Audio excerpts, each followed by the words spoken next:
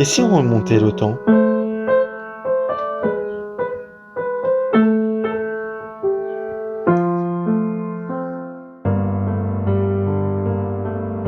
Bonjour à tous et bienvenue dans ce 7e épisode de Back to News. Tout d'abord, nous vous souhaitons une très bonne année 2023. Aujourd'hui, nous revenons sur une actu internationale qui fait parler d'elle depuis environ 2014, la répression des Ouïghours par le régime chinois. Un sujet d'actualité qui revient souvent à la une, nous tentons ici de comprendre cette répression et plus précisément comment protester contre cette politique que nous pouvons qualifier de criminelle orchestrée par le régime communiste chinois. En d'autres termes, comment on peut faire entendre la voix des Ouïghours sur la répression qu'ils subissent. Pour cela, Yann et moi accueillons à notre micro Marie. Je précise que le prénom a été modifié à la demande de l'intervenante. Marie est donc membre de l'Institut Ouïghour d'Europe. Dans un premier temps, nous allons échanger ensemble sur le contexte. Qui est le peuple ouïghour? Où vivent-ils? Et concrètement, qu'est-ce que le président Xi Jinping lui reproche au point de vouloir l'effacer de l'histoire? Puis, les événements qui se sont déroulés depuis 2014, la création des camps de rééducation, le travail forcé, les tortures qui s'y déroulent, les réactions à l'international, le boycott de certaines marques, etc. Enfin, les moyens d'action mis en place par l'Institut Ouïghour d'Europe pour dénoncer ce que les analystes appellent aujourd'hui un génocide culturel.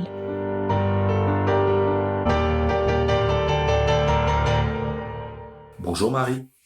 Bonjour Yann, bonjour Estelle, merci pour cette interview. Bonjour. Bienvenue, peux-tu déjà te présenter l'institut dont tu fais partie? Donc actuellement, je suis étudiante en communication à Paris. Je suis diplômée d'une licence LCER chinois et d'un master relations internationales spécialisé en études russes. Donc l'institut, pour le présenter, il a été fondé en mars 2019 pour répondre à la situation ouïghour dramatique dans la région ouïghour où un génocide est en cours depuis 2016 visant les Ouïghours et les autres peuples turciques. Cet institut a opté pour un statut associatif issu de la loi 1901. Aujourd'hui, tout ce qui représente l'identité ouïghour est criminalisé par le gouvernement chinois. Les membres de l'institut ont choisi de créer cette structure qui leur permettrait de défendre et préserver la culture ouïghour en Europe. Alors, quand as-tu intégré l'Institut Ouïghour d'Europe et comment est née chez toi cette volonté, cette nécessité de porter la voix des Ouïghours? Donc c'était en 2019, j'étais en 3e année de licence de chinois. Je lisais déjà pas mal d'articles en ligne et beaucoup de choses sont aussi apparues sur les réseaux sociaux comme des vidéos et des témoignages qui ont fait polémique. Une vidéo de prisonniers ouïghours dans la région, dans le nord-ouest de la Chine, m'a vraiment interpellée à cette période. Ils avaient les yeux bandés, ils étaient tous menottés assis par terre et portaient des combinaisons bleues. Ils montaient dans des camions qui les conduisaient dans des camps, entourés de barbelés. Donc, d'après les sources que j'ai pu lire en 2019, on estime déjà plus d'1 million de personnes d'ethnie turcique et de confession musulmane, donc des Ouïghours, des Kazakhs, des Kirghizes et des Ouzbeks, sont enfermés en Chine, dans des camps, dans des conditions terribles sans procès ni enquête.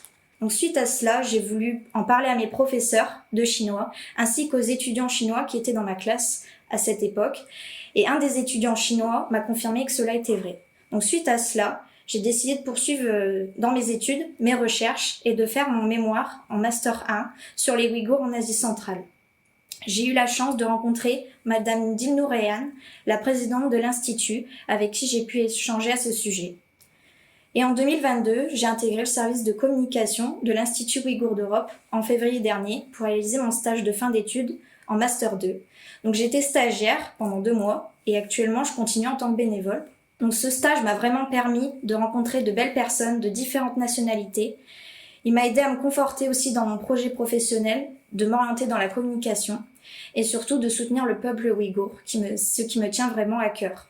Justement, quel est le rôle de l'Institut des Ouïghours d'Europe et quelles valeurs vous défendez à travers lui? Quel est ton rôle à toi dans l'Institut, les tâches? Est-ce que ça demande du temps, tout ça? Donc son rôle principal, c'est de défendre la langue et la culture ouïghour en Europe, puis de former une génération de Ouïghours européenne, humaniste, laïque et féministe, consciente de sa propre culture ainsi que de son appartenance à l'Europe. Nous apportons notre aide à la diaspora ouïghour en Europe et la sensibilisation, l'information et la mobilisation de la population européenne en faveur de la cause ouïghour. Donc je suis membre de l'Institut Ouïghour d'Europe et je suis chargée de rédiger une revue de presse, de gérer les comptes des réseaux sociaux, de réaliser des montages vidéo, de créer des publications et aussi participer à l'organisation d'événements culturels au cours de l'année.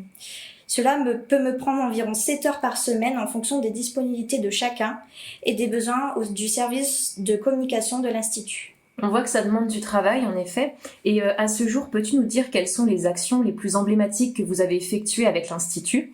Et est-ce que vous avez pu travailler déjà en collaboration avec des grandes figures de lutte, comme le député Raphaël Glucksmann, par exemple ? Je dirais que l'une d'elles, c'est la campagne qui a permis de reconnaître le génocide des Ouïghours à l'Assemblée nationale le 20 janvier 2022. Donc en effet, l'Institut a mené une importante campagne de plus d'1 an, ce qui a demandé beaucoup de travail pour une équipe d'une 20aine de personnes.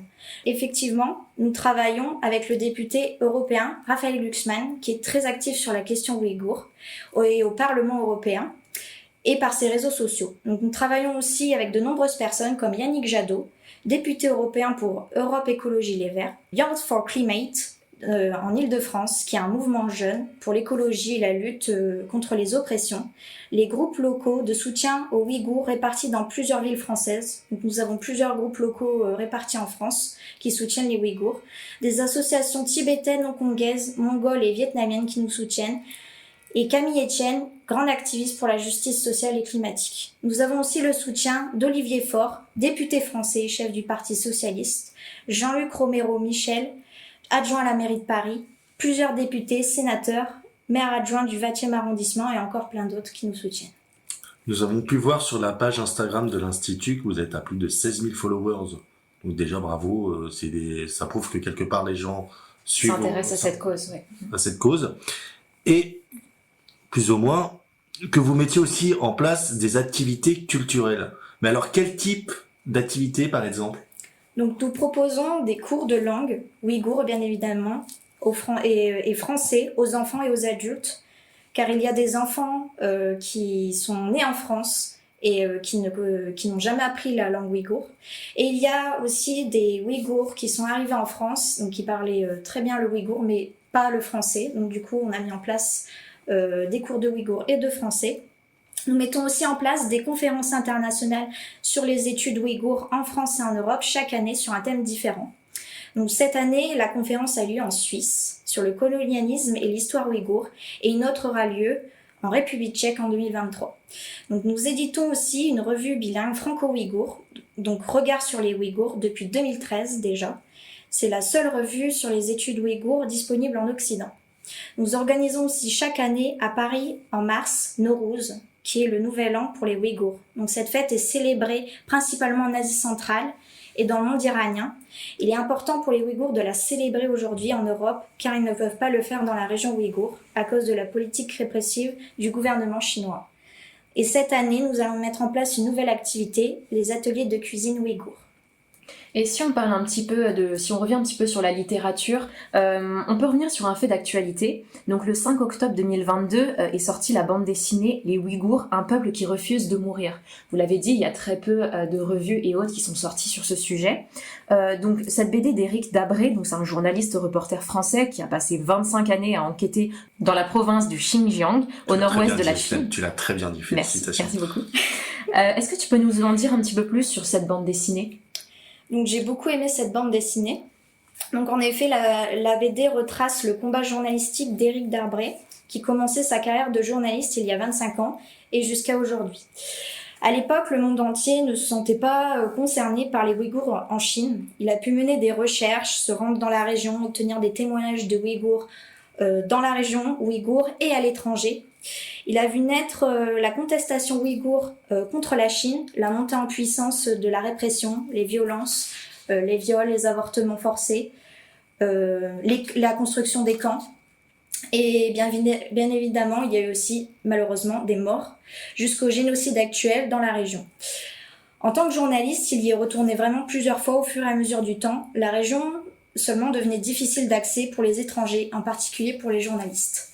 Il voulait se rendre utile et que le monde sache vraiment ce qui se passe. Et donc il a promis à ses Ouïghours de ne pas les laisser mourir dans le silence et l'indifférence. Ce qui m'a beaucoup plu, c'est la volonté du journaliste de ne rien lâcher du début à la fin pour intéresser le public français à ce sujet. On est vraiment plongé dans l'histoire.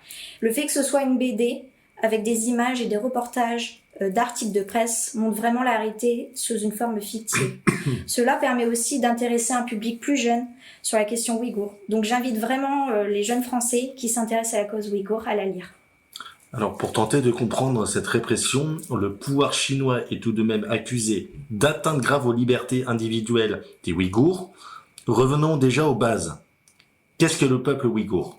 De qui se compose-t-il? Combien sont-ils? Où vivent-ils? Donc les Ouïghours, pour en revenir, pour expliquer en bref, les Ouïghours sont un peuple turcique, donc majoritairement musulman. Ils vivent principalement dans les pays d'Asie centrale et dans la région ouïghour au nord-ouest de la Chine, que les Ouïghours appellent Turkestan oriental ou Ouïghouristan. On estime à plus de 12 millions le nombre de Ouïghours vivant dans la région. 1,5 million en Asie centrale, 50 000 en Turquie et 10 000 en Europe. Le nombre exact de Ouïghours vivant dans la diaspora est difficile à établir à cause d'un manque de statistiques officielles. C'est en effet une population quand même assez nombreuse finalement.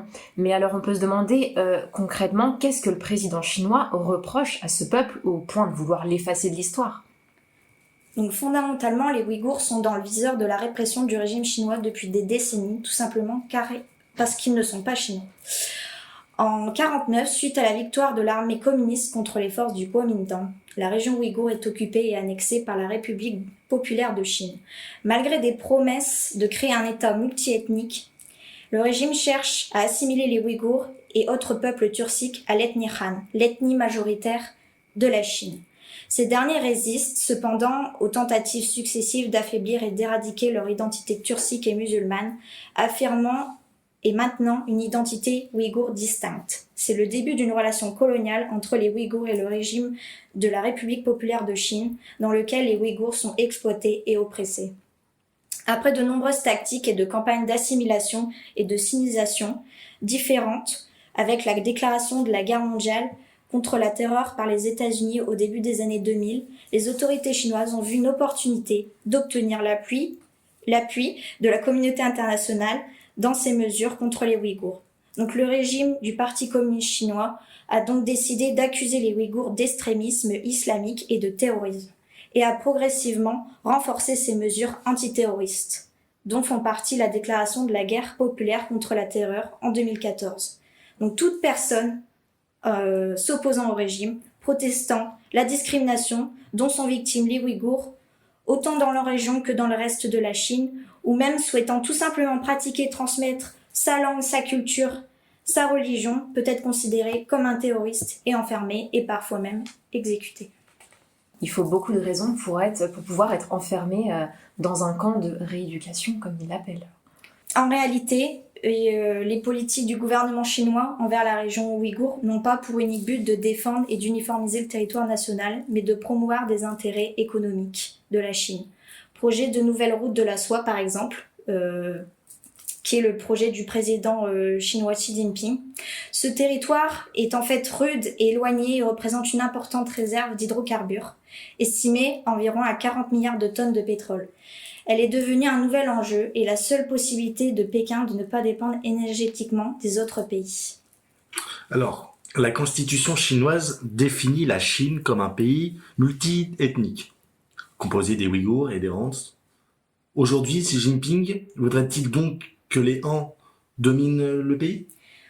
Les Ouïghours, aujourd'hui, représentent 1% de la population sur l'ensemble du territoire chinois. Ils sont l'une des 56 ethnies qui composent la République populaire de Chine. Les Han représentent 92% de la population en Chine. Donc, depuis l'arrivée au pouvoir de Xi Jinping en 2012, nous observons un changement d'attitude du pouvoir central envers les autres populations en Chine, en abandonnant toute autonomie pour une assimilation forcée. Donc en fait, le gouvernement chinois impose la langue chinoise, la religion, la culture des Han aux autres peuples. Donc, comme tu l'as dit tout à l'heure, en fait, cette répression, elle est en fait assez vieille. D'après nos lectures, elle aurait commencé sous Mao, lors de la révolution culturelle en 1966. Donc, en fait, une partie des Mongols, des Tibétains et des Ouïghours s'est engagée dans la bataille idéologique. Et dans la région du Xinjiang, les mosquées et tout ce qui formait l'identité n'entraient pas dans le moule général, en fait, de la Chine maoïste. Et donc, ils ont été attaqués, ces mosquées ont été détruites.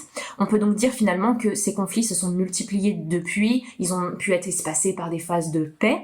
Est-ce que peux-tu nous parler des conflits les plus graves, les plus violents qui se sont déroulés depuis Mao, ceux qu'on retient le plus, les plus emblématiques selon toi? Donc, en effet, la répression est vieille car elle provient de la relation coloniale qui existe entre les Ouïghours et l'État de la République populaire de Chine depuis 1949. Le régime communiste, dans sa gouvernance de la région, s'est confronté aux problèmes classiques du colonialisme. Comment contrôler un territoire dont la population autochtone est majoritaire et linguistiquement et culturellement très différente de celle du pouvoir colonial. Donc, des périodes de détente sont suivies de campagnes violentes d'assimilation forcée. Comme dans toutes les situations coloniales, la violence déployée par l'État colonial contre la population colonisée provoque des réactions parfois violentes. C'est le cas par exemple en 2009, où une manifestation pacifique a tourné en attaque perpétrée par des Ouïghours contre les Han et vice-versa, sur des critères ethniques dans la ville d'Urumqi, capitale de la région ouïghour. Par la suite, il y a eu plusieurs attentats en région ouïghour et dans d'autres régions de Chine dont les autorités chinoises accusent des terroristes ouïghours. Cependant, ces accusations n'ont jamais pu être vérifiées par des journalistes ou spécialistes indépendants. Et depuis 2016-2017 environ, le régime chinois semble avoir décidé d'en finir une bonne fois pour toutes avec ce qu'ils appellent le problème ouïghour. Donc leur solution, des attaques violentes d'ampleur inédite contre le peuple tout entier afin de l'affaiblir, d'en réduire la population et d'assimiler les survivants. On parle de nombreuses barbaries commises sur des femmes et des hommes. Selon les témoignages que vous avez pu recenser, est-ce que tu peux nous donner des exemples de ce qui se passe à l'intérieur de ces camps de formation de professionnels pour musulmans et qui sont envoyés en fait?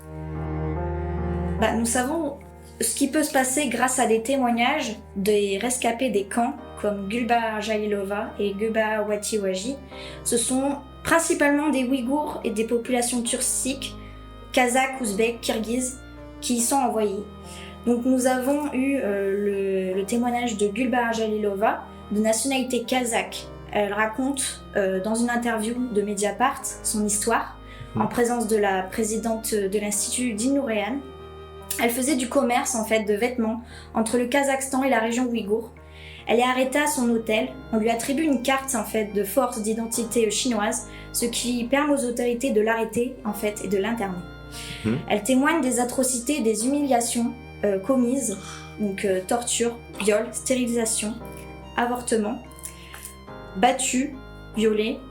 Elle restera 15 mois détenue dans un camp, dans des conditions sanitaires insalubres. Sous pression de sa famille et d'une plainte transmise vers les gouvernements kazakhs et russes, c'est finalement une action vers l'ONU qui lui permettra d'être libérée sans que son gouvernement ou celui de la Russie ne soit intervenu. Ensuite, nous avons aussi Guba Watiwaji, donc d'origine ouïghour et de nationalité française. Donc, elle est attirée sous un prétexte administratif fallacieux tenant à sa retraite dans la région ouïghour qu'elle a quittée suite à des discriminations dont elle avait souffert par le passé. Donc elle avait conservé son passeport chinois en fait pour rendre visite à sa famille qui est restée là-bas. Elle n'avait jamais eu d'activité politique ni dans la région ouïghour ni en France, mais pendant 2 ans elle allait subir un lavage de cerveau, la famine, le froid, et elle sera libérée suite à l'intervention de sa famille et du gouvernement français. Et en 3 ans, nous avons pu voir le chercheur allemand Adrian Zenz qui a mené des recherches sur la situation de la région. Donc il estime environ 3 millions de personnes qui sont enfermées dans des camps de concentration dans des conditions catastrophiques. Donc ces personnes subissent, comme je l'ai dit, par ces témoignages, surveillance massive, interrogatoire musclé, lavage de cerveau, séparation des enfants avec les parents, viol, avortement, stérilisation forcée et parfois trafic d'organes. On peut revenir sur une expression que tu as utilisée, le lavage de cerveau, parce que ce qui est intéressant, c'est qu'à la base, cette expression est d'origine chinoise. Elle est née en Chine en 1950, et en fait, à l'origine, c'était une technique de manipulation. Donc, le but était de manipuler les esprits des prisonniers américains au cours de la guerre de Corée. Et en fait, ce procédé est en fait encore et toujours utilisé aujourd'hui, malheureusement, sur les Ouïghours. Tu parlais de chercheurs et d'universalistes qui sont dans le viseur de Pékin, et en fait c'est vrai que c'est le cas de nombreux. On peut prendre l'exemple de Jan Toti, donc lauréat du prix des droits de l'homme Václav Havel 2019. Est-ce que tu peux un petit peu nous parler de lui et nous dire qu'est-ce qui lui est arrivé là-bas? Eh bien, tout d'abord pour le présenter, donc c'est Jan Toti. C'est un économiste ouïghour, donc il a enseigné à l'université de Minsu à Pékin. Il a été accusé de séparatisme par les autorités chinoises alors qu'il est innocent. Il a essayé de résoudre les conflits interethniques qui se sont produits entre les Ouïghours et les Han. Donc il est condamné à la prison à vie en 2014, car les autorités chinoises craignaient qu'il devienne une figure majeure du peuple ouïghour contre le régime chinois. Et en janvier 2016, plusieurs centaines d'universitaires de toutes nationalités ont transmis une pétition au gouvernement chinois pour demander sa libération, mais malheureusement qui a été sans succès. Donc depuis 2017, sa famille n'a aucune nouvelle de lui et nous non plus, malheureusement. Nous espérons tous qu'il va bien. Je l'espère. Et en France, les Ouïghours sont-ils en sécurité ? Alors, je dirais qu'ils sont plus en sécurité en France que dans d'autres pays avec un régime autoritaire. Par exemple, il y a une importante communauté ouïghour en Asie. Elles ne sont pas en sécurité dans le cadre de l'Organisation de coopération de Shanghai, et les autorités chinoises ont demandé à leurs partenaires d'Asie centrale d'arrêter et d'expulser certains Ouïghours pour les extrader en Chine. Ces pays ne souhaitaient pas briser leurs relations avec la Chine au sujet de la question ouïghour, car ils dépendent fortement de l'économie chinoise. Pendant mon stage, je ne pouvais dévoiler l'identité de tous les membres de l'association, de l'Institut, tous les outils informatiques que nous utilisons pour des raisons personnelles de piratage informatique et de sécurité, bien évidemment liées au génocide en cours dans la région ouïghour. En effet, le gouvernement chinois surveille et menace les membres de la famille des Ouïghours de la diaspora réfugiés à l'étranger. C'est pour cette raison que je peux dévoiler uniquement l'identité des Ouïghours, qui sont aujourd'hui des personnalités publiques et qui ont fait des témoignages. Les politiciens défendant le peuple ouïghour, bien évidemment, et les prénoms de certains membres actifs de l'Institut qui, par leur volonté, souhaitent parler ou dire leur identité, bien évidemment. C'est vrai qu'on peut se poser la question, à titre personnel, t'es-tu déjà senti, toi ou d'autres militants en fait pour la cause, en danger, dans le sens où, sans faire partie de cette ethnie ouïghour, penses-tu être surveillé par Pékin, ou un voyage en Chine aujourd'hui ne t'effraie-t-il pas ? Pour le moment, je me sens pas en danger en France, mais il faut quand même rester vigilant. Je pense que c'est probable que je sois surveillée. Je fais attention à ce que je diffuse sur les réseaux sociaux et ce que je veux montrer, bien évidemment. Aujourd'hui, un voyage en Chine représenterait, je pense, un risque pour moi. Cela peut être effrayant quand on y pense, mais je ne compte pas aller en Chine tant que le gouvernement reste le même et que les choses ne se seront pas arrangées, bien évidemment. On comprend tout à fait. Si on revient un petit peu sur les JO d'hiver qui se sont tenus en février dernier, à Pékin, on n'a pas eu en fait ce côté impact sur la médiatisation de cette affaire des Ouïghours. On n'en a pas assez parlé en fait. Et pour toi, est-ce que, à votre niveau, ça a été assez médiatisé, et si oui, à quelle échelle à peu près ? Je pense qu'il y a eu un certain impact médiatique. Ça a déclenché une vague de critiques vis-à-vis de la Chine. Notamment aussi, il y a eu un boycott diplomatique d'une dizaine de pays. Et cela a permis de relancer une discussion avec la Chine pour que la haute commissaire des droits de l'homme de l'ONU, Michelle Bachelet, puisse visiter la région et établir un rapport sur les droits humains. Pour le dirigeant chinois, Xi Jinping, les Jeux olympiques d'hiver représentent une opportunité de détourner l'attention du monde, de ce que le gouvernement américain et les groupes de défense des droits de l'homme ont qualifié de persécution génocidaire du peuple ouïghour en Chine. La Chine, en fait, met en place une campagne de désinformation, comme tous les régimes autoritaires. Donc les JO d'hiver de Pékin ont même été comparés dans les médias aux JO de Berlin de 1936. Exact. Donc pour faire un petit recap, pour Adolf Hitler en 1936, les Jeux étaient une chance de rendre le régime nazi raisonnable et de détourner l'attention de son oppression des Juifs allemands. Hitler a cherché à détourner les critiques en engageant une escrimeuse symbolique, Hélène Mayer, qui avait un père juif. Tout comme Xi Jinping qui a invité la skieuse Dinigar Indihamjan, une Ouïghour qui participera aux Jeux et qui a aussi été amenée à participer à la cérémonie d'allumage des flambeaux. Comme tu nous l'as dit, Macron a condamné publiquement la répression des Ouïghours en septembre 2020. Il y en a eu d'autres. Biden a aussi dénoncé le génocide des Ouïghours par la Chine en décembre 2021. Et donc tu nous confirmes bien qu'il y a eu un boycott de ces JO en fait de la part de différents pays du monde, même si ça reste des boycotts plus ou moins forts, diplomatiques. Est-ce que tu nous confirmes ça ? Oui, bien sûr. Il y a eu un boycott diplomatique. Donc ce sont les États-Unis qui ont lancé, on va dire, le mouvement. Et d'autres ont suivi, comme bien sûr le Canada, l'Australie, la Nouvelle-Zélande, la Grande-Bretagne, l'Allemagne, le Danemark et la Suisse. Certains pays ont boycotté diplomatiquement sans appeler au boycott, comme le Japon et les Pays-Bas.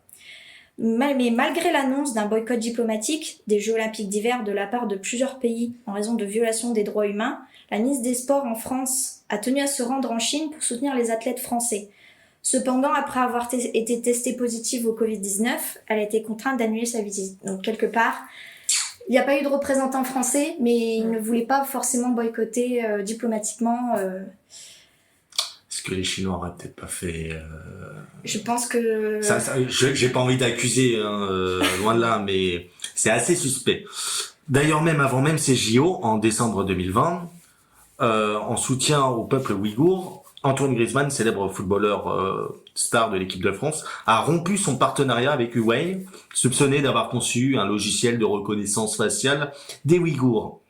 Quelles autres marques ont été appelées à boycotter ce design responsable du travail de forcer des Ouïghours ? Tout d'abord, nous saluons quand même le geste d'Antoine Griezmann qui a rompu son partenariat avec Huawei. En tout, il y a 83 entreprises bénéficiant du travail forcé des Ouïghours. Donc la liste est très longue. Je pense que je vais en citer quelques-uns très connus du grand public. Amazon, Apple, Adidas, BMW, Google, H&M, Lacoste, Nike, Puma, Samsung, Tommy Hilfiger, Zara et encore plein d'autres.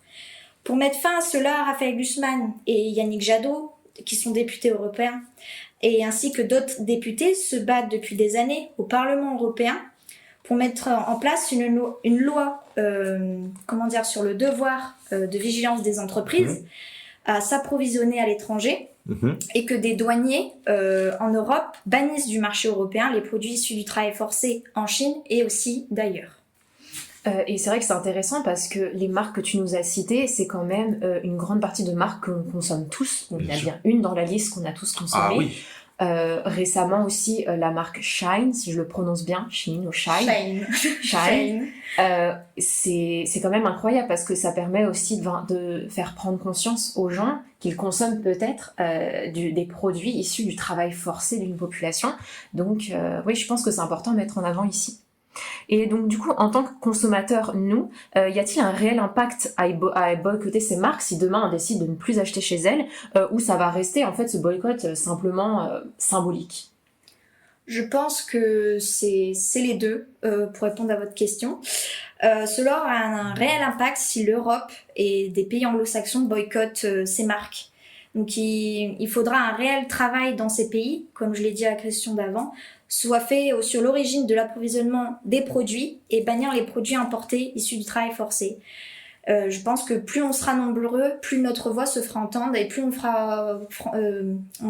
prendra conscience aux gens que c'est important de le faire, parce que si on le fait pas, qui le fera ?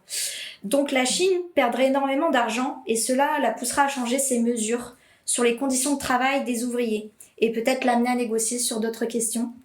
Donc le problème, c'est que beaucoup de pays sont dépendants de l'économie chinoise, surtout les pays d'Asie centrale que j'ai cités tout à l'heure, et que certains font passer leur économie avant les droits de l'homme, malheureusement. Justement, tu parles des droits de l'homme. Penses-tu qu'il faudrait prendre en compte les droits de l'homme dans les grands cahiers de charges des grandes compétitions sportives? La même question se pose pour, par exemple, on n'a pas vu si longtemps, avec le Qatar. C'est Oui, quand même effectivement. fou.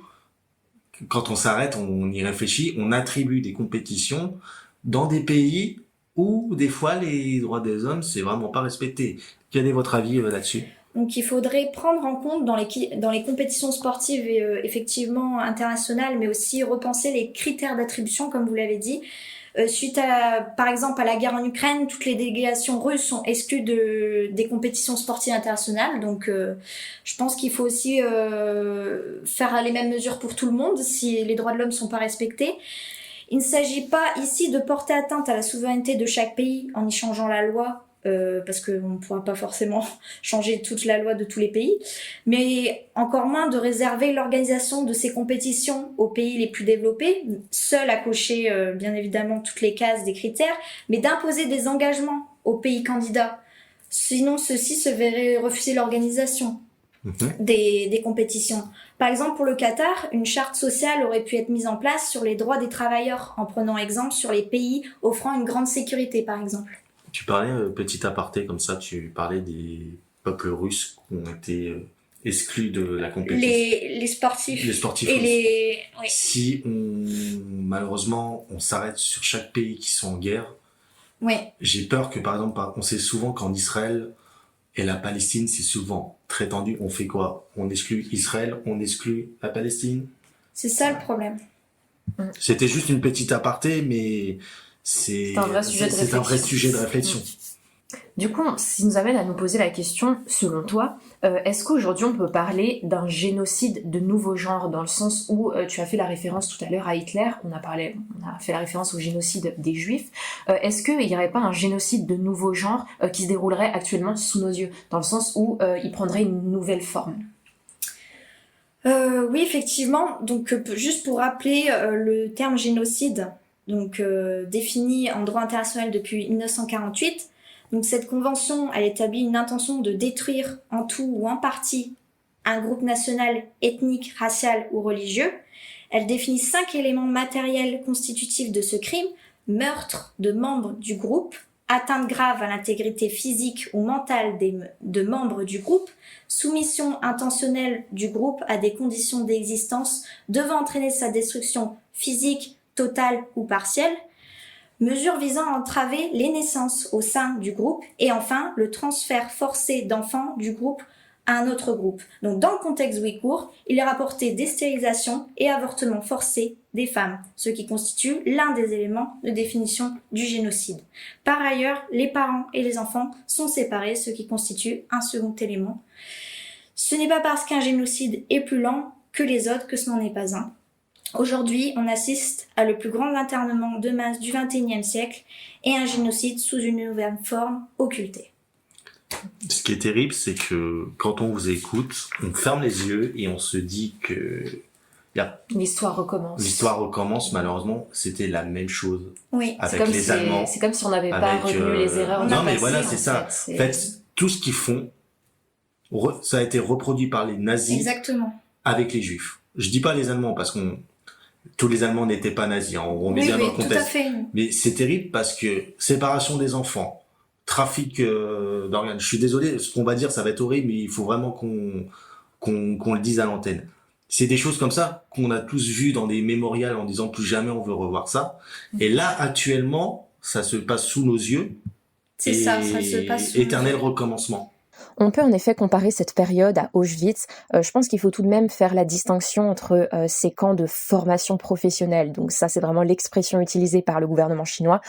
Plus concrètement, des camps de rééducation, des camps de travail forcé, où s'y déroulent, comme tu nous l'as dit, Marie, des tortures, des personnes qui sont enchaînées, des actes abominables. Il faut tout de même faire cette distinction avec les camps d'extermination de l'Allemagne nazie, où là, il était vraiment question de meurtre de masse avec les chambres à gaz. Voilà, ça reste, il y a quand même une différence à mettre là-dessus. Et si tu avais plus ou moins un mot de fin, un message à faire passer aujourd'hui, qu'est-ce que tu pourrais dire aux auditeurs qui nous écoutent aujourd'hui?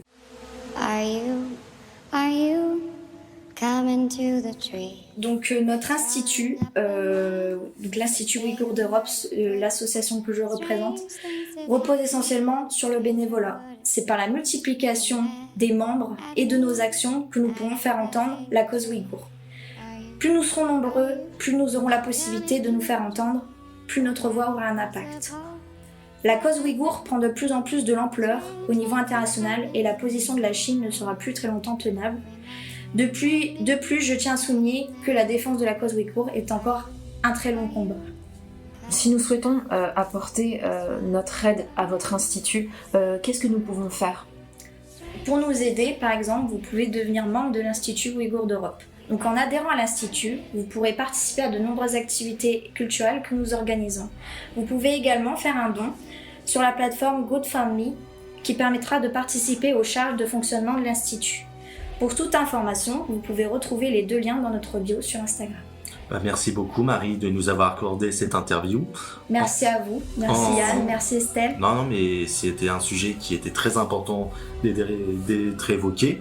Faire prendre conscience du problème des réflexions sur les droits humains, enfin en espérant qu'on ait pu, à notre échelle, permettant aussi de faire élever encore un peu plus la voix des Ouïghours. Je te remercie Estelle pour avoir animé cette émission.